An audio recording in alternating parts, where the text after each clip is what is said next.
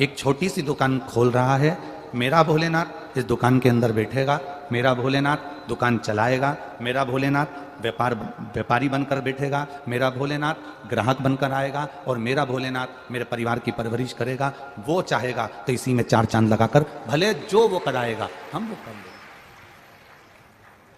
उसकी जो मर्जी होगी, उसकी जो इच्छा होगी, उसके अनुकूल हम जिएंगे, उसके अनुसार हम जिएंगे, हम उसके अनुसार जिए, हम उसके अनुसार चले।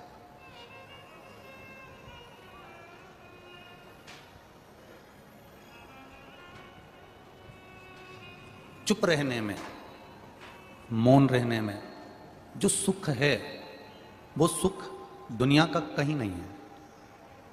सास ने कुछ कहा, बहू थोड़ी सी चुप रह जाए, बहू ने कुछ कहा, सास थोड़ी सी चुप रह जाए, जेठ ने कुछ कहा, जेठानी थोड़ी सी चुप रह जाए, देवरानी ने कुछ कहा, जेठानी चुप रह जाए, और जेठानी कुछ कहे तो देवरानी चुप रह जाए।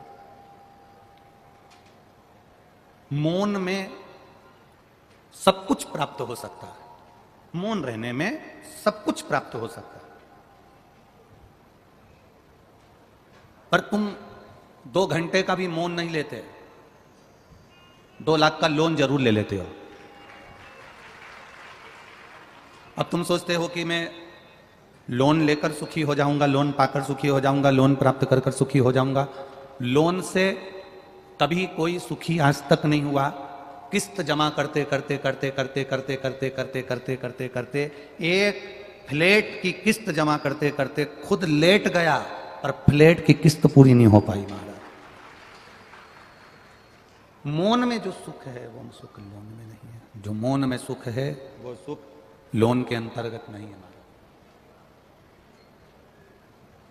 लोन से आप गाड़ी ले लोगे, लोन से बंगला ले लोगे, लोन से आप बहुत कुछ दुकान भी लगा लोगे, पर किस्त जमा करने का समय जब हर महीने आएगा तो तुम पेट भरकर रोटी नहीं खा पाओगे।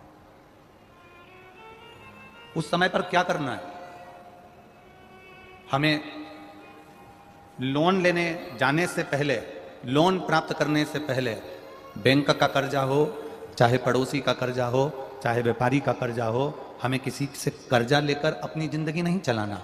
हमें मौन होकर, जहां नंदी बैठता है उस नंदी के बिल्कुल पास में 2 मिनट बैठकर, जब सोमवार का दिन हो या कभी आपको ऐसा लगे कि सोमवार को भीड़ ज्यादा रहती है मंदिर में, जब बाबा तुमको एकांत में मिल जाए, अकेले मिल जाए, एकांतेश्वर मिल जाए, तुम उसके पास में जहां नंदी बैठता है उसके नजदीक बैठकर नंदी के चरण का स्पर्श अपने हाथों से करते हुए, जैसे नंदी महादेव का दर्शन करता है, वैसा दर्शन जिस दिन आप दिल से मौन रहकर महादेव का करना प्रारंभ कर दोगे, आपको लोन की जरूरत नहीं पड़ेगी, मौन में सब कुछ प्राप्त हो जाएगा।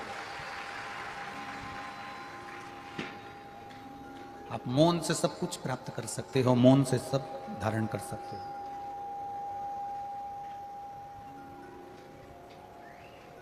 नंदीश्वर के केवल चरणारविंद का स्पर्श कर कर भी हम अगर देवादिदेव महादेव का दर्शन कर रहे हैं, शिवलिंग का दर्शन कर रहे हैं, तो उसमें सुख है हमारा, उसमें आनंद है हमारा।